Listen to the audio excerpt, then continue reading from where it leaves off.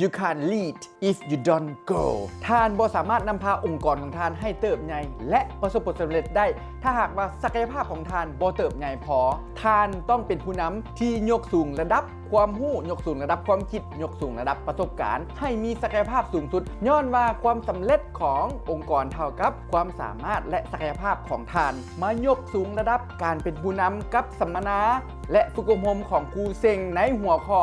The Discipline Power in Leadership พลังวินัยในการเป็นผู้นำได้ที่วันที่22เดือน2ที่โรงแรมสุปตาเวลา 9 โมง 52 โมงท่านจะได้เรียนรู้การยกสูงสภาวะการเป็นผู้นำ3ภาคใหญ่ๆอันที่1ก็คือ Discipline People ก็คือระเบียบวินัยในการฝึกฝนตนเองท่านจะยกสูงสภาวะการเป็นผู้นำในการฝึกฝนให้เป็นผู้นำที่มีระเบียบวินัยเป็นผู้นำที่มีความรับผิดชอบเป็นผู้นำที่มีความคิดสร้างสรรค์เป็นผู้นำที่สามารถประดิษฐ์คิดสร้างวัฒนธรรมองค์กรประดิษฐ์คิดสร้างปรัชญาทางธุรกิจได้ข้อที่2 Discipline Business ระเบียบวินัยทางด้านธุรกิจท่านจะได้เรียนรู้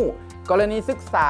ความสำเร็จของหลายๆบริษัทก็คือบริษัทที่เฮ็ดหน่อยได้หลายเฮ็ดหน่อยที่มีประสิทธิผลสูงเฮาจะเรียนรู้เกี่ยวกับธุรกิจตัวเบาท่านจะได้เรียนรู้ในรูปแบบ Case Study หมายความว่าท่านจะจินตนาการเป็นเจ้าของธุรกิจหรือว่าเป็น CEO ในตอนนั้นเขาจะแก้ไขธุรกิจได้ด้วยวิธีใดเขาจะไปลงลึกศึกษาแต่ละบริษัทประมาณ10บริษัทไม่ว่าจะเป็นบริษัท Xiaomi บริษัท Starbucks และบริษัทอื่นๆอีกหลายๆ3ก็คือ Discipline Action การลงมือเฮ็ดตัวจริงเวลาที่ท่านมีกลยุทธ์เวลาที่ท่านมีแผนแล้วท่านต้องมีกลยุทธ์หรือว่ามีแผนในการลงมือเฮ็ดตัวจริงบ่ผัดมือเดือนวันเฮ็ดทุกๆมื้อเฮ็ดอย่างสม่ำเสมอท่านต้องมีความสามารถในการนำพาลูกทีมของท่านให้สามารถลงมือเฮ็ดตัวจริงบ่ผัดมือเลื่อนวันได้เพราะครูเซ็งเชื่อมั่นเสมอว่าผู้นำที่ดีต้องเป็นผู้นำที่สามารถสร้างผู้ตามได้ผู้นำที่ยิ่งใหญ่ต้องเป็นผู้นำที่สามารถสร้างผู้นำรุ่นต่อๆไปได้ผู้นำต้องมีความกล้าที่จะเปลี่ยนแปลงบุกเบิกและแตกต่าง